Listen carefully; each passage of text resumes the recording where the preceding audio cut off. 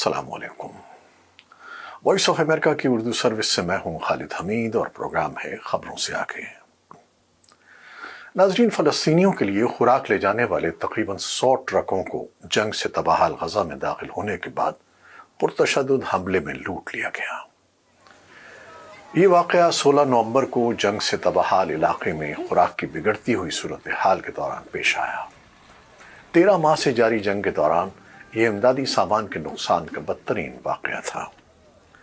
अक़वाम मुत्तहिदा की 2 एजेंसियों ने खबर रसां इदारे रॉयटर्स को बताया कि ट्रकों का ये काफिला आलमी इदारा खुराक और फ़लस्तीनी मुहाजिरीन के लिए काम करने वाले इदारे UNRWA की फराहम करदा इमदाद गजा पहुँचा रहा था।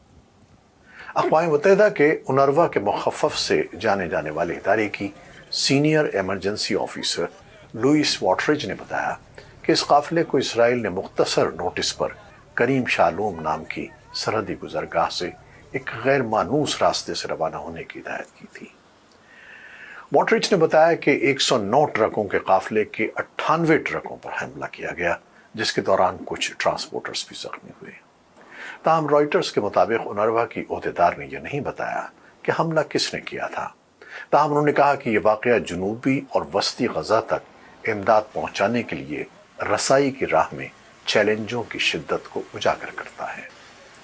UNRWA के एहलकार ने खुराक के बहरान की शदीद सूरत हाल की तरफ इशारा करते हुए बताया कि अगर फौरी मुदाखलत नहीं की गई तो खुराक की पहले ही से शदीद किल्लत मजीद बढ़ सकती है। इस बहरान में 20 लाख से ज़्यादा लोगों की ज़िंदगियों को ख़तरा लायक हो जाएगा, जो जिंदा रहने के लिए इंसानी हमदर्दी की इमदाद पर इन्हिसार करते हैं।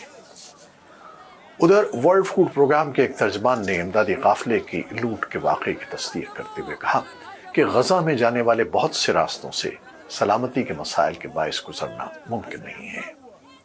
एक इसराइली एहलकार ने कहा कि इसराइल जंग के शुरू ही से इंसानी सूरत हाल को हल करने की कोशिश कर रहा है।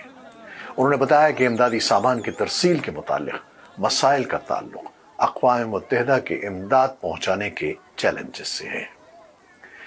अक़वाम मुत्तहिदा के एक एहलकार ने जुमे को कहा कि गजा में इमदाद की रसाई बहुत कम हो चुकी है और मैसूर पट्टी के शिमाली इलाके तक इमदाद का पहुँचाना तकरीबन नामुमकिन हो गया है। बरतानवी वज़ीर ख़ारजा डेविड लेमी ने सलामती कौंसिल में कहा कि गजा के लिए इमदाद में बहुत ज़्यादा इजाफे की ज़रूरत है। वहाँ 23 लाख लोगों में से अक्सरियत बेघर हो चुकी है और सेहत के ओहदेदारों का कहना है कि इसराइली हमलों में हजारों अफराद मारे जा चुके हैं। लेमी ने कहा कि सूरत हाल तबाहकुन है और बेहतर होने के बजाय दिन ब दिन बदतर होती जा रही है। सदर जो बाइडन की इंतजामिया ने भी इसी महीने नतीजा ये अखज़ किया था कि इसराइल इस वक्त गजा के लिए इमदाद रोकने की कोशिश नहीं कर रहा और यूं किसी कानून की खिलाफ वर्जी का मुर्तकिब भी नहीं हो रहा। ताहम वाशिंगटन ने तस्लीम किया था कि गजा की सूरत हाल बदतर है।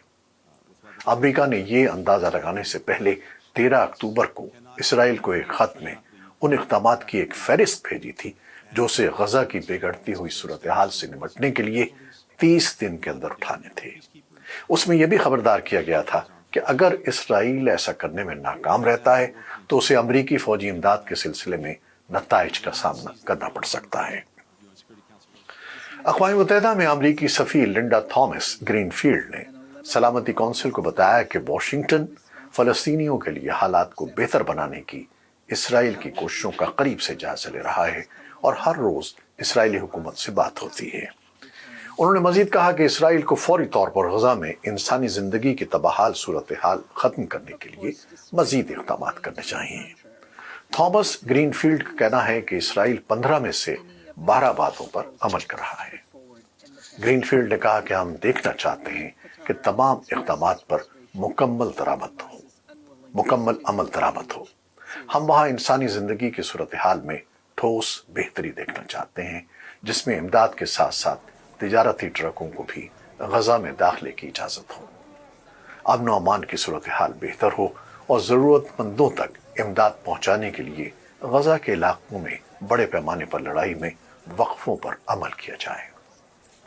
टूर वैंसलेन मशरिक़ वस्ता में अमन के लिए अक़वाम मुत्तहिदा की कोशिशों के राबिताकार हैं।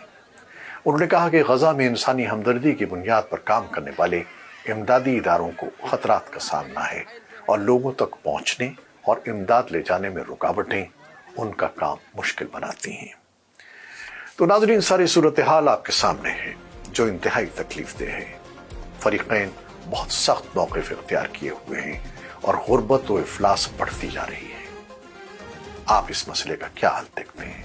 اپنی رائے ضرور دیجیے گا۔ پروڈیوسر عزیز احمد اور ایڈیٹر بہجت جیلانی کے ساتھ خالد حمید اب اجازت چاہتا ہے۔ خدا حافظ۔